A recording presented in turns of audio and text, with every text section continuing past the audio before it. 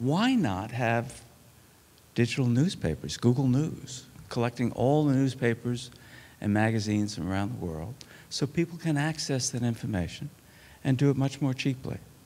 Why not have digital books and digitize all the books ever published in the world? Why do you have to spend $300–400 on packaged software from Microsoft when we have all these data centers and you can just store it in what we call the cloud, your server anywhere you want, and you don't have to have that huge expense? Why not have free telephone calls or cheap telephone calls? I would sit in these meetings at Google, and they would talk, the engineers would talk to the engineers who run that company, and there are three of them. There's Larry Page, Sergey Brin, and Eric Schmidt, and the three of them are engineers. And I swear to you, I understood maybe half the words they spoke. They were talking Swahili to me. But I had the luxury of time and a tape recorder to go back and find out what those words meant.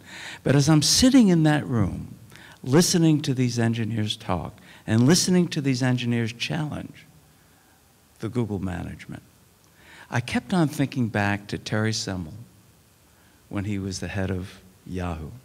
I kept on thinking back to Apple when Steve Jobs was kicked out. And who were the people, who was Terry Semel?